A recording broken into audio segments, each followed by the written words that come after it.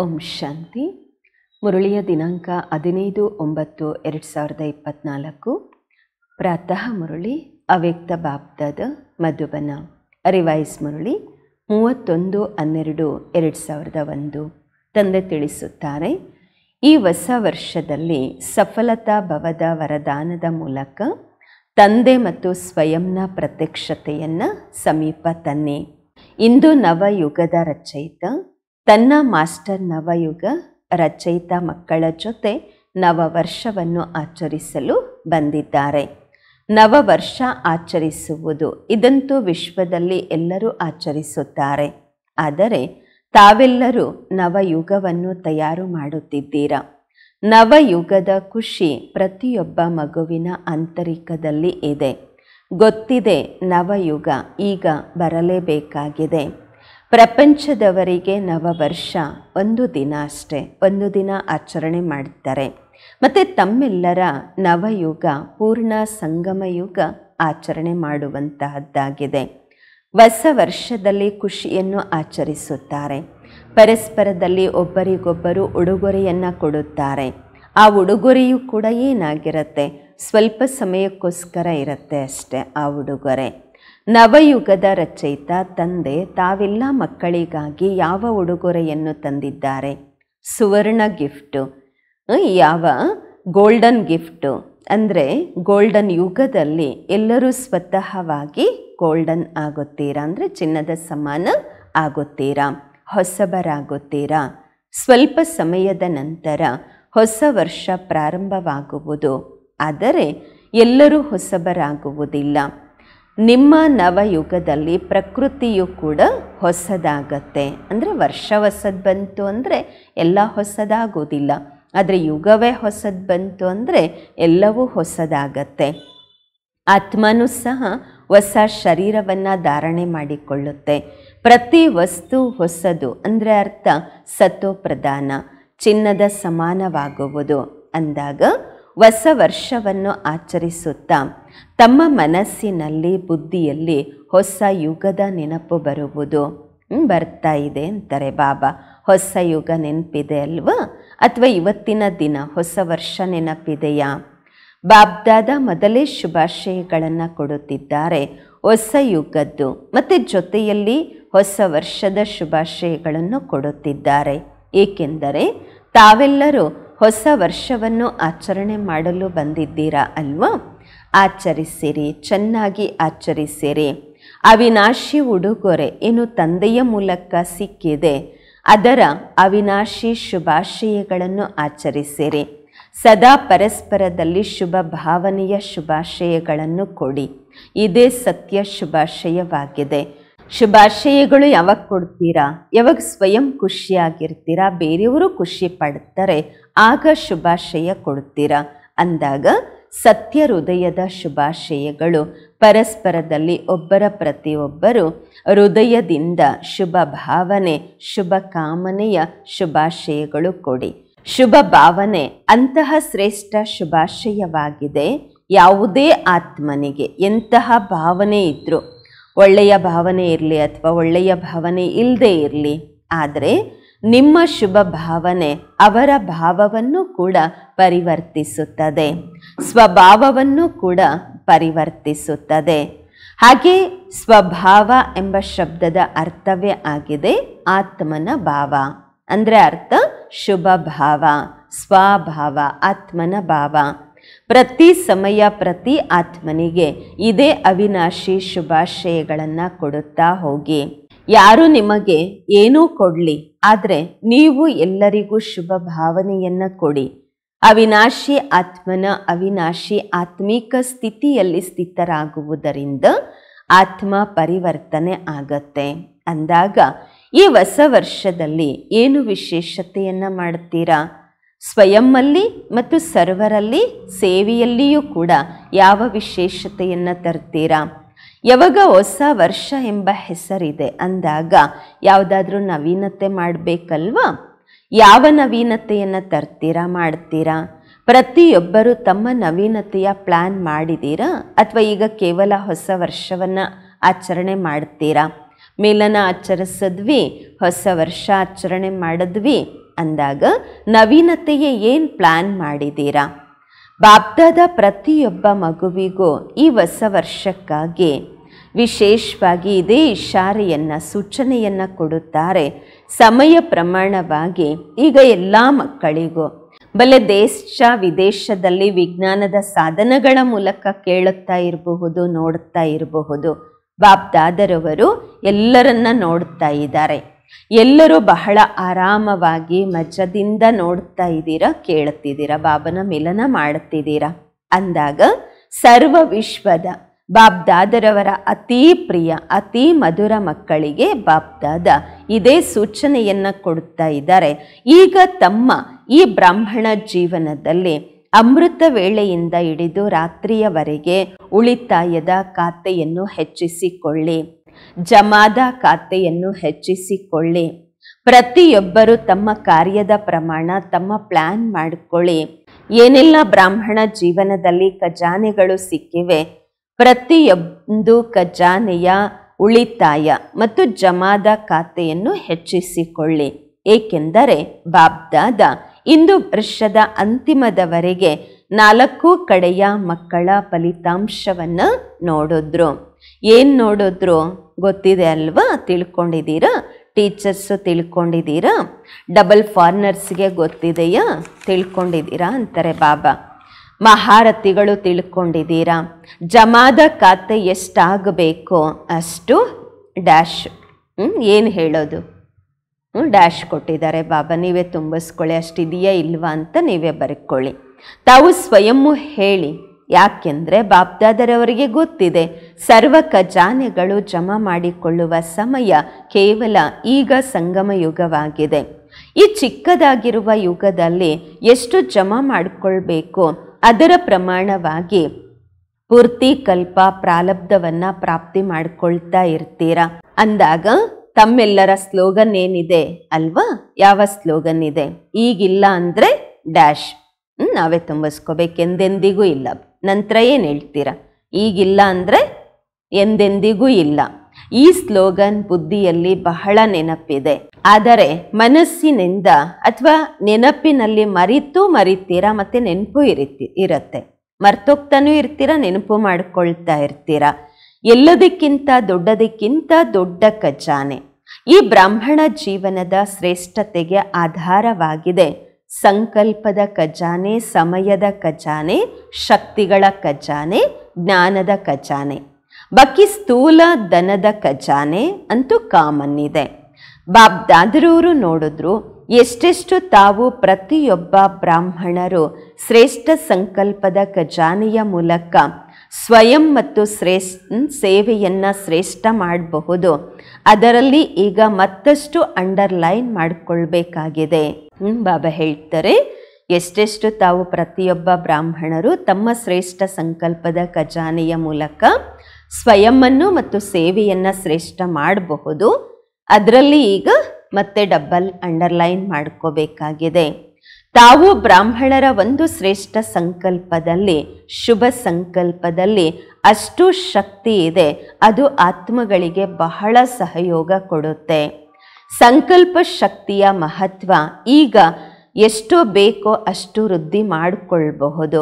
ಯಾವಾಗ ಸೈನ್ಸಿನ ಸಾಧನಗಳು, ರಾಕೆಟು ದೂರ ಕೂತ್ಕೊಂಡಿದ್ರು ಎಲ್ಲಿ ಬೇಕೋ ಯಾವಾಗ ಬೇಕೋ ಯಾವ ಸ್ಥಾನದಲ್ಲಿ ತಲುಪಲಿಕ್ಕೆ ಬಯಸ್ತಾರೆ, 1 ಸೆಕೆಂಡಿನಲ್ಲಿ ತಲುಪಿಸುತ್ತೆ ಅಲ್ವಾ?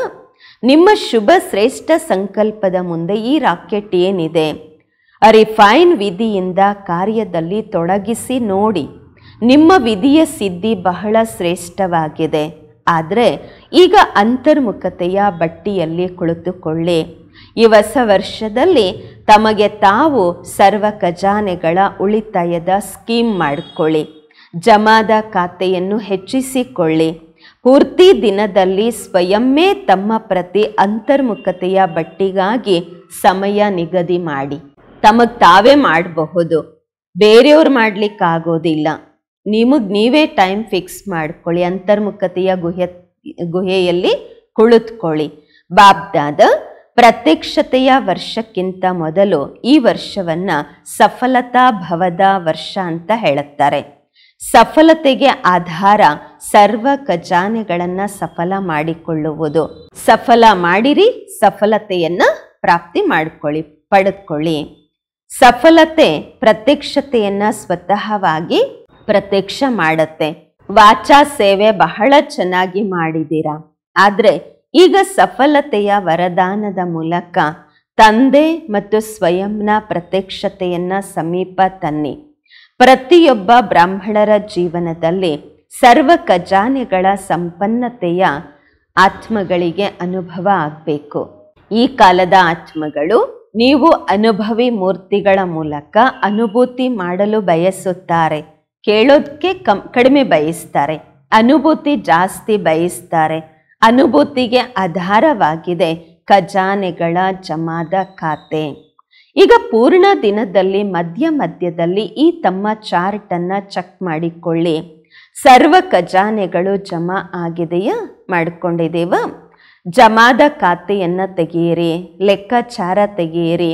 ಒಂದು ನಿಮಿಷದಲ್ಲಿ ಎಷ್ಟು ಸಂಕಲ್ಪ ನಡೆಯುತ್ತೆ? ಸಂಕಲ್ಪದ ಫಾಸ್ಟ್ ಗತಿ ಇದೆ ಅಲ್ವಾ?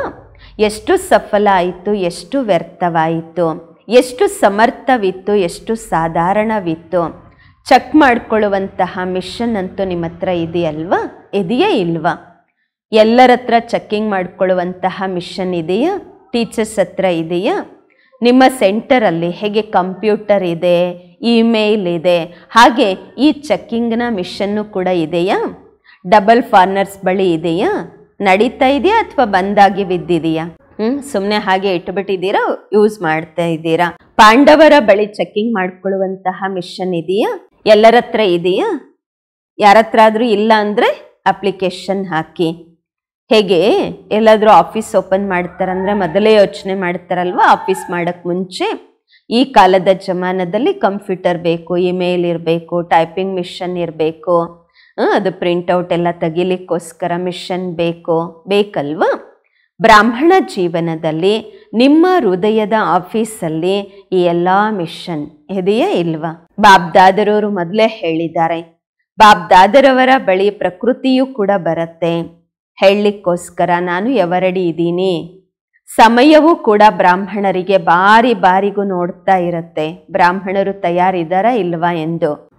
ಬಾರಿಗೂ ಬ್ರಾಹ್ಮಣರ ಸಮೀಪ ಚಕ್ಕರ್ ಹಾಕತ್ತೆ, ಬ್ರಾಹ್ಮಣರನ್ನ ನೋಡುತ್ತೆ, ಇವ್ರು ರೆಡಿ ಇದ್ದಾರಾ ಎಂದು.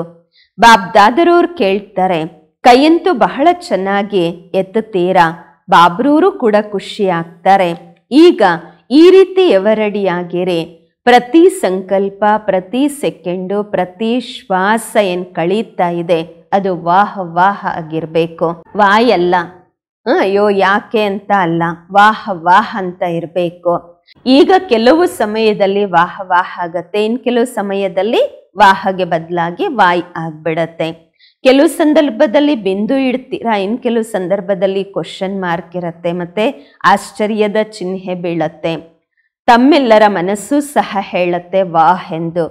ಮತ್ತೆ ಯಾರ ಸಂಬಂಧ ಸಂಪರ್ಕದಲ್ಲಿ ಬರ್ತೀರಾ, ಬಲೆ ಬ್ರಾಹ್ಮಣರೇ ಇರ್ಬೋದು, ಸೇವೆ ಮಾಡುವಂಥವರೇ ಇರ್ಬೋದು, ವಾಹ್ ಎಂಬ ಶಬ್ದ ಹೊರಬರಬೇಕು ಎಲ್ಲರ ಮನಸ್ಸಿನಿಂದ. ಒಳ್ಳೆಯದು.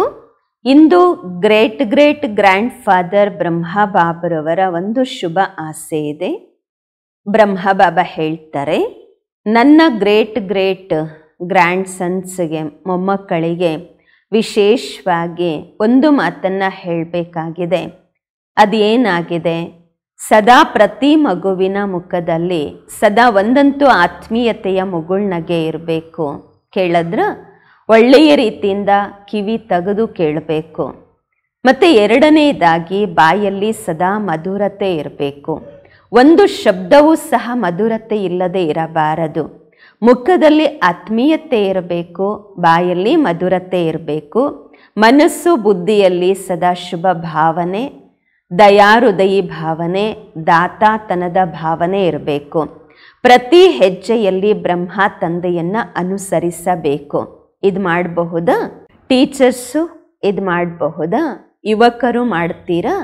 ಜ್ಞಾನ ಸರೋವರದಲ್ಲಿ ದೇಶ ವಿದೇಶದ ಯೂತ್ ರಿಟ್ರೀಟ್ ನಡೀತಾ ಇತ್ತು.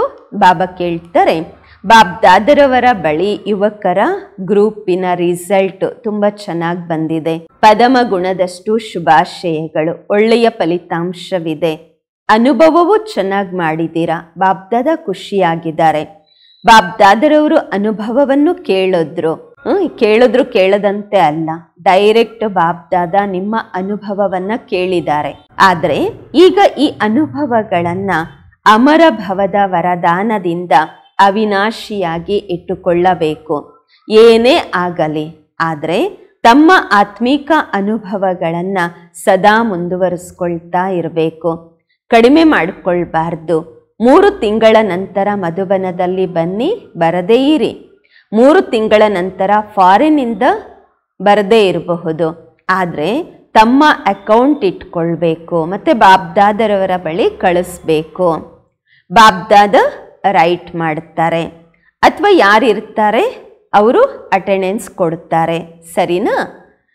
ಒಂದು ಕೈ ಚಪ್ಪಾಳೆ ಹೊಡೆಯಿರಿ. ಒಳ್ಳೆಯದು. ಇಂದು ಶುಭಾಶಯದ ದಿನವಾಗಿದೆ ಅಂದಾಗ ಮತ್ತಷ್ಟು ಖುಷಿಯ ಸುದ್ದಿಗಳನ್ನು ಬಾಬ್ದಾದರವರು ಕೇಳಿದ್ದಾರೆ, ನೋಡಿದ್ದಾರೆ. ಚಿಕ್ಕ ಚಿಕ್ಕ ಮಕ್ಕಳು ಕಿರೀಟಧಾರಿಗಳಾಗಿ ಕುಳಿತಿದ್ದಾರೆ. ನಿಮಗೂ ಸಹ ಕಿರೀಟ ಸಿಗತ್ತೆ. ಇವರಿಗೆ ಈಗ ಸಿಕ್ಕಿಬಿಟ್ಟಿದೆ. ನಿಂತ್ಕೊಳ್ಳಿ ಅಂತಾರೆ ಬಾಬಾ. ಯಾರು ಚಿಕ್ಕ ಮಕ್ಕಳು ಬಂದಿದ್ರಲ್ಲ, ಬಾಬಾ ಹೇಳ್ತಾರೆ ನಿಂತ್ಕೊಳ್ಳಿ. ನೋಡಿ, ಕಿರೀಟಧಾರಿಗಳ ಗ್ರೂಪ್ ನೋಡಿ. ಮಕ್ಕಳು ಸದಾ ಹೃದಯದ ಸತ್ಯವಂತರಾಗಿರ್ತಾರೆ. ಸತ್ಯ ಹೃದಯದವರಾಗಿದ್ದೀರಾ ಅಲ್ವಾ? ಒಳ್ಳೆಯದು. ಮಕ್ಕಳ ಫಲಿತಾಂಶವನ್ನು ಸಹ ಬಾಬ್ದಾದರವರು ಚೆನ್ನಾಗಿ ನೋಡಿದ್ರು, ಚೆನ್ನಾಗಿದೆ ಅಂತ ನೋಡಿದ್ರು. ಶುಭಾಶಯಗಳು. ಒಳ್ಳೆಯದು. ಡಬಲ್ ಫಾರ್ನರ್ಸು ಇವರ ಪತ್ರ ಮತ್ತು ಚಿಟ್ಟಿಗಳು ನೋಡಿದ್ರು ಬಾಬಾ. ಉಮಂಗದ ಚಿಟ್ಕಿಗಳನ್ನು ನೋಡಿದ್ರು. ಆದರೆ ಒಂದು ಮಾತು ಬಾಬ್ರವರು ನೋಡಿದ್ರು, ಏನೆಲ್ಲ ಪತ್ರಗಳಲ್ಲಿ ಬರೆದಿದ್ದೀರಾ, ಕೆಲವು ಪತ್ರಗಳಲ್ಲಿ ಚಿಟ್ಕಿ ಇದೆ, ಮತ್ತೆ ಕೆಲವರು ಬಹಳ ಒಳ್ಳೆಯ ಉಮಂಗ ಉತ್ಸಾಹದಿಂದ ಪರಿವರ್ತನೆಯನ್ನ ಬರೆದಿದ್ದೀರಾ, ಉಮಂಗವನ್ನು ಬರೆದಿದ್ದೀರಾ. ಆದರೆ ಕೆಲವರು ಸ್ವಲ್ಪ ತಮ್ಮ ಸೋಮಾರಿತನವನ್ನು ತೋರಿಸಿದ್ದಾರೆ. ಸೋಮಾರಿತನ ಎಂದಿಗೂ ಬರಬಾರದು. ಹುಡುಗಾಟಿಕೆತನದಲ್ಲಿ ಬರಬಾರದು. ಸೋಮಾರಿಗಳು, ಆಲಸ್ಯಗಳು ಆಗಬೇಡಿ ಅಂತಾರೆ ಬಾಬಾ. ಅಲರ್ಟ್ ಆಗಿ ಇರಿ. ಒಂದಂತೂ ಬಾಬರವ್ರಿಗೆ ಸೋಮಾರಿತನ ಇಷ್ಟ ಆಗೋದಿಲ್ಲ. ಎರಡನೇದಾಗಿ ದಿಲ್ ಶಿಕಸ್ತ್ ಆಗಬಾರ್ದು. ದಿಲ್ ಶಿಕಸ್ತ್ ಆಗೋದು ಬಾಬರವ್ರಿಗೆ ಇಷ್ಟ ಆಗಲ್ಲ. ಏನೇ ಆಗಲಿ ದೊಡ್ಡ ಹೃದಯ ಇಟ್ಕೊಳ್ಳಿ. ದಿಲ್ ಶಿಕಸ್ತು ಮನಸ್ಸು ಬೇಜಾರು ಮಾಡ್ಕೊಳ್ಳುವಂಥವ್ರು ಚಿಕ್ಕ ಹೃದಯದವರಾಗಿರ್ತಾರೆ. ದಿಲ್ ಖುಷಿಯಾಗಿರುವಂತಹವರು ದೊಡ್ಡ ಹೃದಯದವರಾಗಿರ್ತಾರೆ. ದಿಲ್ ಶಿಕಸ್ತ್ ಆಗಬಾರ್ದು, ಮತ್ತೆ ಸೋಮಾರಿತನದಲ್ಲಿ ಬರಬಾರ್ದು, ಆಲಸ್ಯಗಳು ಆಗಬಾರ್ದು. ಉಮಂಗ ಉತ್ಸಾಹದಲ್ಲಿ ಸದಾ ಹಾರ್ತಾ ಇರಬೇಕು. ಬಾಬ್ದಾದರವರಿಗೆ ಡಬಲ್ ವಿದೇಶಿಯರಲ್ಲಿ ಅರಬ್ ಕರಬ್ ಅಷ್ಟು ನಂಬಿಕೆ ಇದೆ. ಡಬಲ್ ಫಾರ್ನರ್ಸ್ ಈ ರೀತಿ ಒಂದು ಹೊಳಪನ್ನ ತೋರಿಸ್ಬೇಕು. ಇಂಡಿಯಾದ ಆತ್ಮರು ಚಕಿತರಾಗ್ಬಿಡಬೇಕು, ಬರಬೇಕು. ಆ ದಿನಾನೂ ಸಹ ಬರುತ್ತೆ, ಬೇಗ ಬರುತ್ತೆ. ಎಲ್ಲರೂ ಬಾಬನ ಮನೆಯಲ್ಲಿ ಬರುವಂತಹ ದಿನನೂ ಬರುತ್ತೆ. ಬರಬೇಕಲ್ವಾ? ಆ ದಿನ ಬರುವಂತಹದ್ದಿದೆ ಅಲ್ವಾ? ಬರುತ್ತೆ ಅಲ್ವಾ? ಆ ದಿನ ಬೇಗ ಬರುತ್ತೆ. ಹಾಜಿ ಅಂತ ಹೇಳಿ ಬಾಬ್ದಾದ ಇನ್ ಅಡ್ವಾನ್ಸ್ ಆಗಿ ಶುಭಾಶಯಗಳ ತಟ್ಟೆಗಳನ್ನು ತುಂಬಿ ಕೊಡ್ತಿದ್ದಾರೆ. ಇಷ್ಟು ಸಾಹಸ ಬಾಬ್ದಾದ ಡಬಲ್ ಫಾರ್ನರ್ಸಲ್ಲಿ ನೋಡ್ತಿದ್ದಾರೆ. ಆ ರೀತಿ ಇದ್ದೀರಲ್ವಾ? ಫಾರಿನ್ ಅವರಲ್ಲಿ ಬಹಳ ನಂಬಿಕೆ ಇದೆ. ಒಳ್ಳೆಯದು. ಯುವಕರು ಚೆನ್ನಾಗಿದ್ದೀರಾ, ಪ್ರವೃತ್ತಿಯವರು ಬಹಳ ಇದ್ದೀರಾ, ಕುಮಾರಿಯರು ಸಹ ಬಹಳಷ್ಟು ಜನ ಇದ್ದೀರಾ. ಕಮಾಲೇ ಕಮಾಲು. ಸರಿನಾ? ಈ ಸಿಂಧಿ ಪರಿವಾರದವರು ಹೇಳಿ ಏನ್ ಚಮತ್ಕಾರ ಮಾಡ್ತೀರಾ? ನಿಮಿತ್ತ ಮಾತ್ರವಾಗಿ ಸಿಂಧಿಯವರಾಗಿದ್ದೀರಾ, ಆದ್ರೆ ಇರೋದು ತಾವು ಬ್ರಾಹ್ಮಣರು. ಏನ್ ಮಾಡ್ತೀರಾ ಹೇಳಿ? ಅವರು ಹೇಳಿದ್ರು ಬಾಬರವರ ಹೆಸರನ್ನ ಪ್ರಸಿದ್ಧ ಮಾಡ್ತೀವಿ ಎಂದು. ಯಾವಾಗ ಮಾಡ್ತೀರಾ?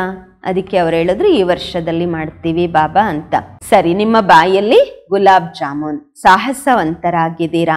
ಅದಕ್ಕೆ ಎದುರುಗಡೆ ಇರೋರು ಹೇಳಿದ್ರು ಬಾಬಾ ನಿಮ್ಮ ವರದಾನ ಜೊತೆಯಲ್ಲಿದೆ ಅಂತ. ಬಾಬಾ ಹೇಳ್ತಾರೆ ವರದಾತಾನೇ ಜೊತೆಯಲ್ಲಿದ್ದಾರೆ ಅಂದಾಗ ವರದಾನ ಏನ್ ದೊಡ್ಡ ಮಾತಾ? ಒಳ್ಳೆಯದು. ಯಾರೆಲ್ಲ ಈ ಕಲ್ಪದಲ್ಲಿ ಮೊದಲ ಬಾರಿ ಬಂದಿದ್ದೀರಾ ಅವರು ಎದ್ದೋಳಿ. ಯಾರು ಫಸ್ಟ್ ಟೈಮ್ ಬಂದಿದ್ದೀರಾ ಆ ಮಕ್ಕಳಿಗೆ ಬಾಬ್ದಾದ ಹೇಳ್ತಾರೆ ಬಲಿ ಲೇಟಾಗಿ ಬಂದಿರಬಹುದು, ಆದ್ರೆ ಮುಂದೆ ಹೋಗ್ಬೇಕು. ಇಷ್ಟು ಮುಂದೆ ಹೋಗ್ಬೇಕು, ಎಲ್ಲರೂ ನಿಮ್ಮನ್ನ ನೋಡಿ ಖುಷಿ ಆಗ್ಬಿಡ್ಬೇಕು. ಮತ್ತೆ ಎಲ್ಲರ ಬಾಯಿಂದ ಇದೇ ಶಬ್ದ ಬರಬೇಕು, ಕಮಾಲ್ ಹೇ, ಇವ್ರದ್ದು ಚಮತ್ಕಾರ ಅಪ್ಪ, ಕಮಾಲ್ ಕಮಾಲ್ ಕಮಾಲ್ ಅನ್ಬೇಕು. ಈ ರೀತಿ ಸಾಹಸ ಇದೆಯಾ? ಮೊದಲ ಬಾರಿ ಬಂದಿರುವಂತಹವರಲ್ಲಿ ಆ ರೀತಿ ಧೈರ್ಯ ಇದೆಯಾ? ಎಲ್ಲರೂ ಹೇಳ್ಬೇಕು ಕಮಾಲ್ ಹೇ ಕಮಾಲ್ ಹೇ ಕಮಾಲ್ ಹೇ ಅಂತ. ಅಷ್ಟು ಸಾಹಸ ಇದೆಯಾ? ಹೊಸ ವರ್ಷ ಆಚರಣೆ ಮಾಡ್ಲಿಕ್ಕೆ ಬಂದಿದ್ದೀರಾ ಅಂದಾಗ ಹೊಸ ವರ್ಷದಲ್ಲಿ ಏನ್ ಚಮತ್ಕಾರ ಮಾಡ್ತೀರಾ? ಚಮತ್ಕಾರ ಏನಾದ್ರೂ ಮಾಡ್ತೀರಾ ಅಲ್ವಾ? ಮತ್ತೆಯೂ ಬಾಬ್ ದಾದರವರಿಗೆ ಎಲ್ಲಾ ಮಕ್ಕಳು ಅತಿ ಪ್ರಿಯರು. ಮತ್ತೆಯೂ ಸಹ ಬಹಳ ಬುದ್ಧಿವಂತಿಕೆಯ ಕೆಲಸ ಮಾಡಿದ್ದೀರಾ. ಟೂ ಲೇಟ್ಗಿಂತ ಮುಂಚೆಯೇ ಬಂದಿದ್ದೀರಾ.